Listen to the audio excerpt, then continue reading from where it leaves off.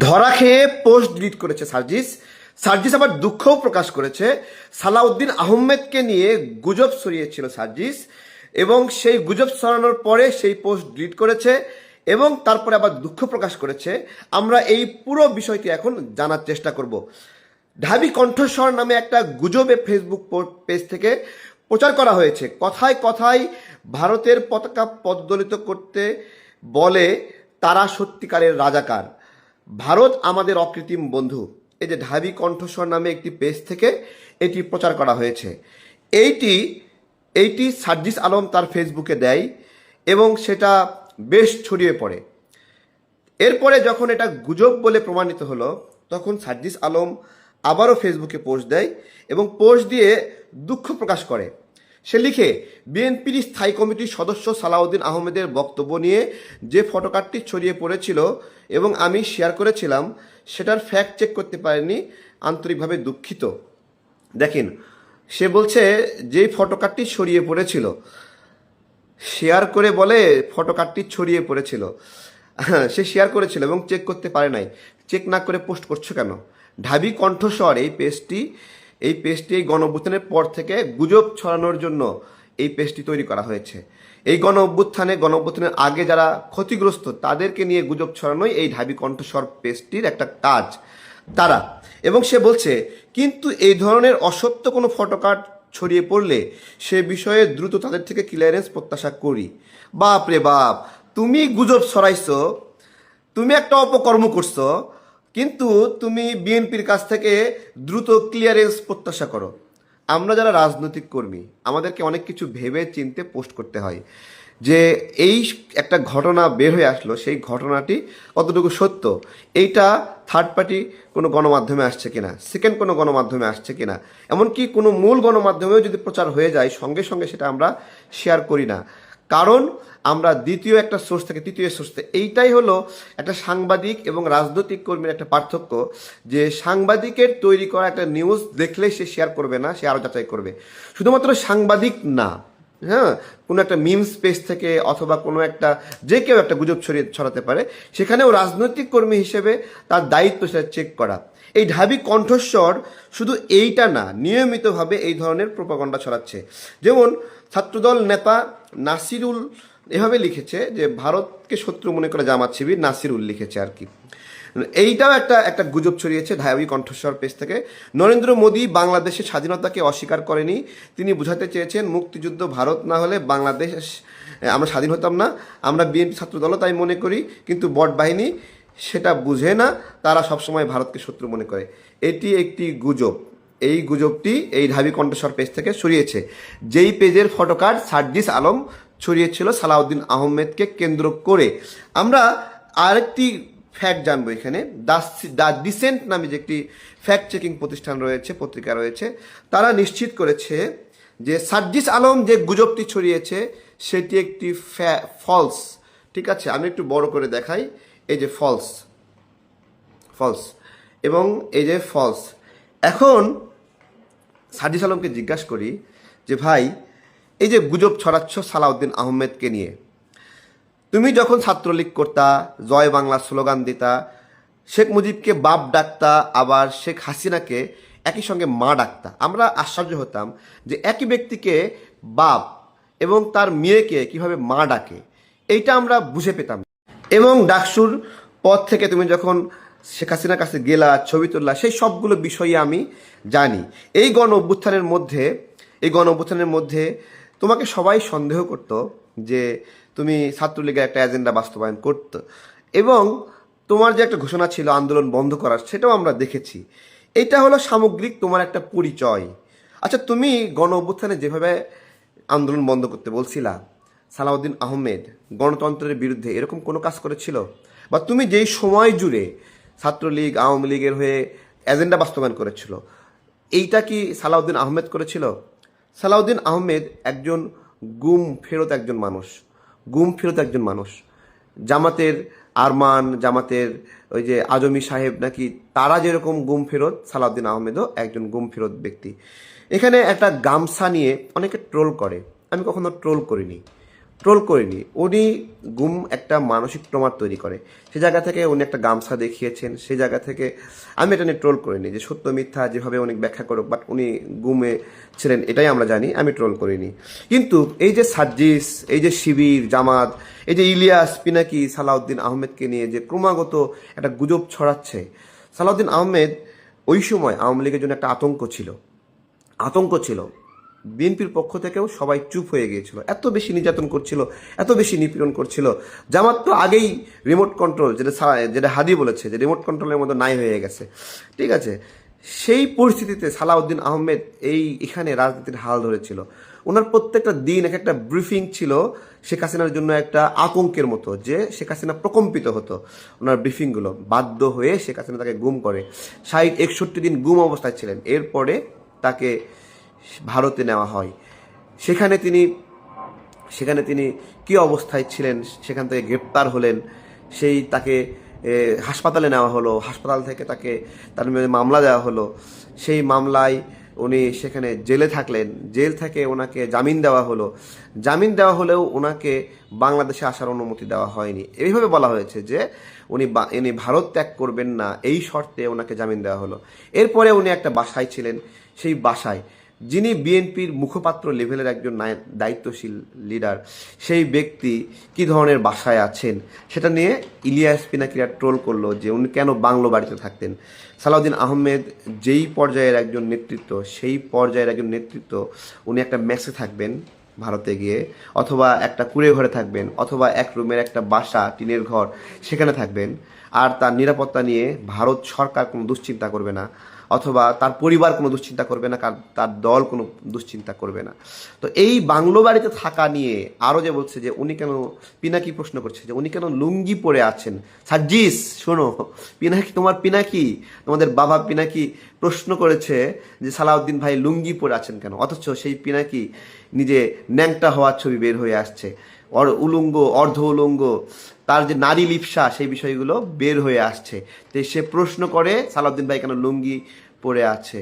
তারপরে সেখানে বিএনপির একজন দায়িত্বশীল সর্বোচ্চ পর্যায়ের একজন নেতা সে ভারতে আছে, তার সাথে ভারতের পুলিশ দেখা করবে, মামলা চলছে, গোয়েন্দা সংস্থা জিজ্ঞাসাবাদ করবে, কথা বলবে, তারা যোগাযোগ রাখবে, এটা খুবই স্বাভাবিক একটা বিষয়। এরপরে তিনি হয়ে গেলেন ভারতের এজেন্ট, একজন নিপীড়িত গুম ফেরত মানুষকে ভারতের এজেন্ট। যুক্তি দেওয়া হয় যে ইলিয়াস ভাই খুঁজে পাওয়া যাচ্ছে না, নিহত হয়েছে, তাহলে সালাউদ্দিন ভাই কেন ফিরলেন? যেহেতু উনি বেঁচে আছেন তাই উনি ভারতের এজেন্ট। আহারে, তাহলে তো আজমি সাহেব তিনিও তো বেঁচে আছেন, তিনি বেঁচে আছেন না?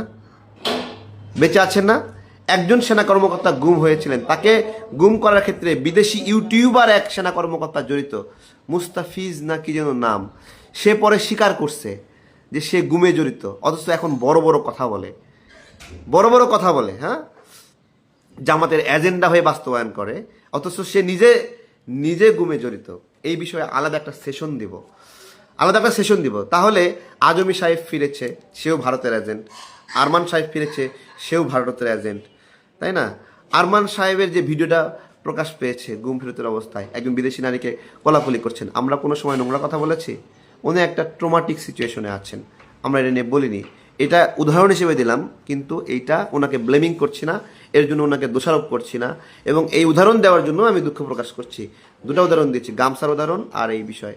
তো এগুলো গুম ফেরত মানুষ নিয়ে যারাই খোঁচাখুচি করেন তারাই নোংরামি করেন। এবং সার্জিস আলম যে কথাটি বলেছে যে এই ধরনের ঘটনা দ্রুত ছড়িয়ে পড়লে ক্লিয়ারেন্স দেওয়া হয় না, বাপ রে বাপ, তুমি গুজব ছড়াবা আর ক্লিয়ারেন্স দেওয়ার দায়িত্ব হলো বিএনপির, তাই তো? তো এগুলো চলছে সামগ্রিকভাবে। এই যে হাদির ঘটনায় দেখেন, হাদির ঘটনায় একবারে প্রাইমারি লেভেলে প্রথমেই ধাক্কা দেওয়া হলো বিএনপিকে, যে বিএনপি এটা ঘটিয়েছে, পরে আবার দুঃখ প্রকাশ করেছে। তোমরা একটা করে গুজব ছড়াবা, গুজব ছড়ি করে একটা স্যাবোটেজ করবা একটা পলিটিক্যাল পার্টিকে, এরপরে আবার দুঃখ প্রকাশ করবা, কিন্তু যে ক্ষতিটা হয়ে যায়, এই যে তাদেরকে অসংখ্য মানুষ দালাল বলে, তুমি সেটা ফেরত দিবা কিভাবে? ফেরত দিতে পারবা? এই যে ঢাবি কণ্ঠস্বর নামে যে পেজটা খুলে এই ধরনের অপকর্ম করছে, এখানে দেখেন 41,000 লাইক পড়েছে নাসির ভাইয়ের হলো ইয়েতে, 8,200 কমেন্ট পড়েছে, 1,200 শেয়ার হয়েছে। সালাউদ্দিন ভাইয়ের এটাতেও একটা ভয়ঙ্কর অবস্থা, যে পরিমাণ প্রচার হয়েছে। রাষ্ট্র রাষ্ট্র নামে কিছু আছে? এদের জামাত শিবির, এই যে সার্জিসরা যে গুজব ছড়ায়, কোনো আইনগত ব্যবস্থা বা কোনো কিছু আছে? নাই, নাই। সর্বশেষ বলি, সালাউদ্দিন ভাইকে কেন ইলিয়াস পিনাকি এরা টার্গেট করলো, বা সার্জিসরা টার্গেট করছে, বা জামাত শিবির টার্গেট করছে? বেসিক্যালি সালাউদ্দিন ভাইকে মারাত্মকভাবে চেনে পিনাকি, এবং তাদের যে গোত্র মারাত্মকভাবে চেনে। এই পিনাকিরা যখন শেখ হাসিনার দালালি করছিল, আওয়ামী লীগের দালালি করছিল, তখন সালাউদ্দিন ভাইরা শেখ হাসিনার জন্য আতঙ্ক ছিল।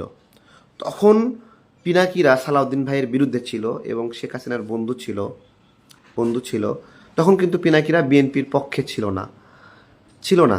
আজকে এই সময়ে এসে সালাউদ্দিন ভাইকে ওরা তো আগে থেকেই চেনে যে সালাউদ্দিন ভাই মানে একটা পলিটিক্যাল আতঙ্ক। মানে তিনি আতঙ্ক কেন? তার যে লজিক্যাবিলিটি, পলিটিক্যাল অ্যানালাইসিস, তার যে বোধগম্যতা, এবং তার পলিটিক্যালি যে অ্যাটাকিং ক্যাপাবিলিটি প্রতিপক্ষের প্রতি, বা খারাপ প্রতিপক্ষের প্রতি, সেইটা আসলে নেওয়ার মতো না। সেই জায়গা থেকে এরা প্রথমে টার্গেট করলো মির্জা ফখরুল ইসলাম আলমগীর ভাইকে, তারপরে টার্গেট করলো খসরু ভাইকে, এরপরে টার্গেট করলো মির্জা আব্বাস ভাইকে, এরপরে সালাউদ্দিন ভাইকে। দেখেন, এরা টপ টু বটন যখনই বিএনপির যে ফোকাসে এসেছে তাকে নিয়ে এই নোংরামিটা করেছে। বিএনপি বাংলাদেশের এই মুহূর্তে যে মব কালচার করছে, সে জায়গা থেকে বিএনপি একমাত্র এদেশের মানুষের ভরসার জায়গা। বিভিন্ন অনুসন্ধান পরিসংখ্যান হলো না যে কত ভাগ মানুষ বিএনপিকে দায়িত্বে চায়, ক্ষমতায় চায়। এই যে ভরসার জায়গা, এই ভরসার জায়গাটা নষ্ট করতে তারা একবারে সুপ্রিম লেভেলে আঘাত করছে। হ্যাঁ, ফখরুল ভাই, খসরু ভাই, তারপরে বুলু ভাই, অথবা এখানে মির্জা আব্বাস ভাই, অথবা সালাউদ্দিন ভাই, এই জায়গাগুলো যদি কোনোভাবে কলঙ্কিত করতে পারে, তাহলে তো সারা দেশে বিএনপি কলঙ্কিত হয়। জাতীয়তাবাদের যে চিন্তা এবং শক্তি, যে সবার আগে বাংলাদেশ, যেটা ভারপ্রাপ্ত চেয়ারম্যান তারেক রহমান বলছে, সবার আগে বাংলাদেশ। আমরা কেন বিএনপির পক্ষে বলি? আমরা আওয়ামী লীগ, বিএনপি, জাতীয় পার্টি, জামাত, এই সমস্ত বিষয়গুলো নিয়ে বিশ্লেষণ করি। আমরা দেখি যে জাতীয়তাবাদ, এই চিন্তাটাকে যারা লালন করে, ধারণ করে, তাদের ক্ষেত্রে বিশ্লেষণ করে তাদেরকে সমর্থন দিয়েছি, তাদের সঙ্গে যুগপৎ আন্দোলন করেছি। এইবার আসেন, আমরা কেন জামাতকে সমর্থন করি না? জামাত মুক্তিযুদ্ধের বিরুদ্ধের একটা দল, এবং তারা বাংলাদেশকে স্বীকার করে না, এবং এখনও তারা পাকিস্তানের সেই প্রেম, সেখান থেকে বের হয়ে আসতে পারছে না। এই জন্য জামাতের বিরুদ্ধে করি। এবং আমরা কেন জামাতের চেয়ে আওয়ামী লীগকে ভালো বলি, বা আওয়ামী লীগের চেয়ে জামাতকে খারাপ বলি?